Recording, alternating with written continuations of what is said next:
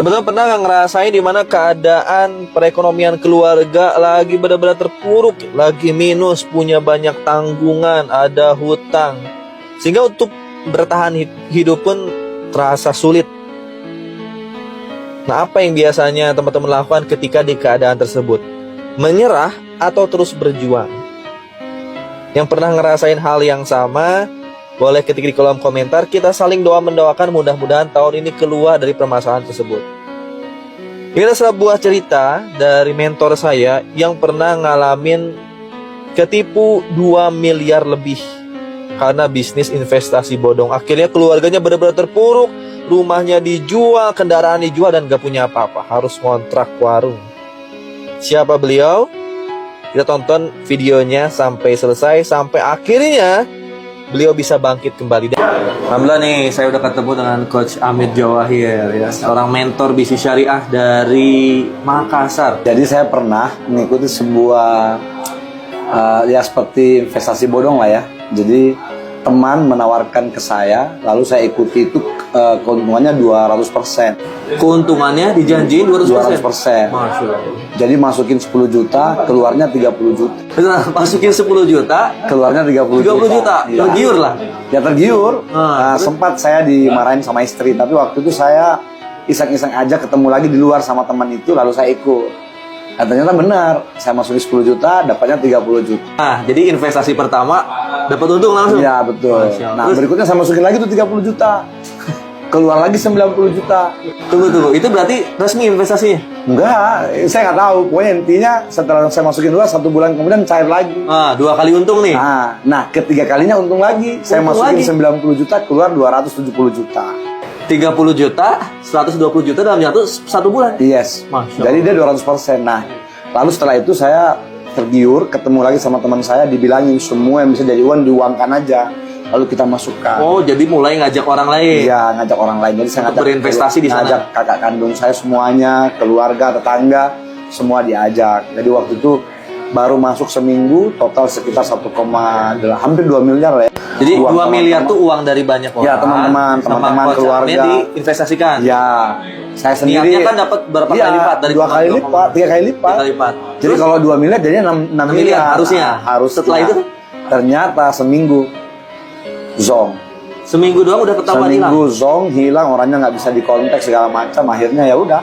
Jadi Kang Syamil itu utang ke banyak orang tuh sekitar 2 miliar. Iya, bukan utang sebenarnya kan, bukan saya ambil uang kan, cuma beban. Ya, beban. Karena Kerugian lewat mereka, saya, kan? betul. Jadi lewat saya, keluarga, teman, tetangga, akhirnya saya harus bertanggung jawab. Nuntut kan, mereka nuntut berarti. Iya.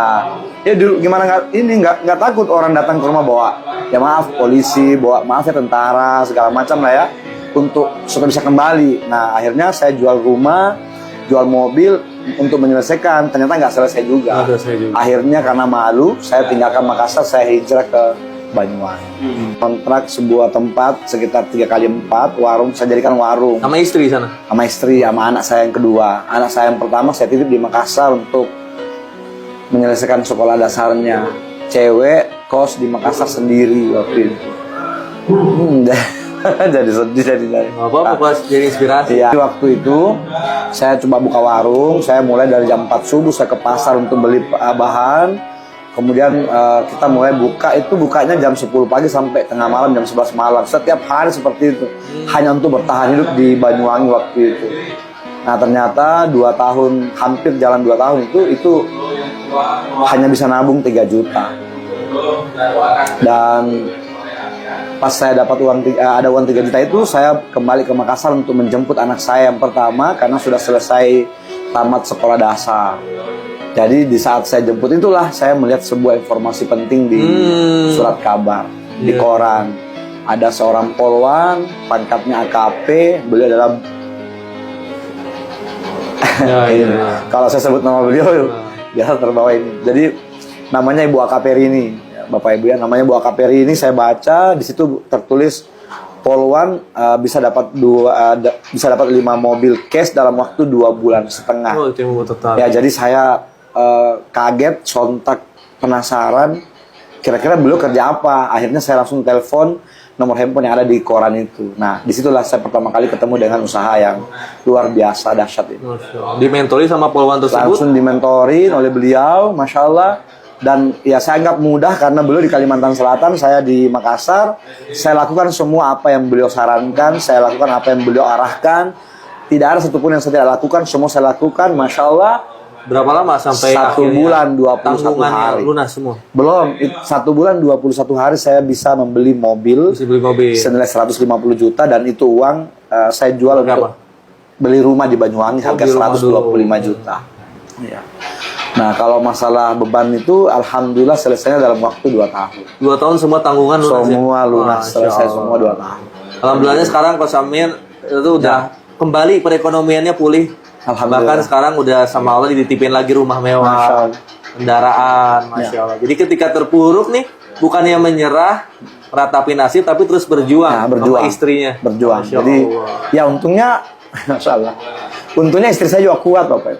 Istri saya tuh asli benar-benar sangat kuat Pak. Karena di saat saya nggak punya apa-apa, kita pernah punya mobil, ya, punya rumah, tapi ya itulah dasarnya istri saya, Masya Allah. Jadi untuk istriku tercinta mungkin nanti bisa melihat video ini. Masya Allah. Terima kasih sudah mendampingi saya sampai akhir ini ya. Jadi begitu kuatnya beliau mendampingi saya waktu itu. Kita tidur beralaskan kardus di bawah meja Bapak Ibu. Masya Allah. Itu hampir 2 tahun kami jalani itu, dan beliau tegar dan sangat setia mendampingi saya di saat saya tidak punya apa-apa. Apa tipsnya Coach bagi orang-orang yang lagi ngerasain masa-masa terpuruk dan mau menyerah Coach? Waktu itu saya bersyukur aja, jadi saya ikhlas dengan semuanya, karena kalau saya terus meratapi sedih itu bawaannya mau marah terus menyalahkan semua orang. Tapi setelah istri saya menasehati bahwa cukup kita ikhlaskan saja, semua sudah jalannya, mungkin Allah mempersiapkan sesuatu yang luar biasa buat kita, jadi kita jalani saja. Seperti itu. Alhamdulillah. Iya. Alhamdulillah. Makasih banyak Coach inspirasinya. Ya. Coach Amir Jawahir dari Makassar, dan inspirasi semuanya, Masya Allah.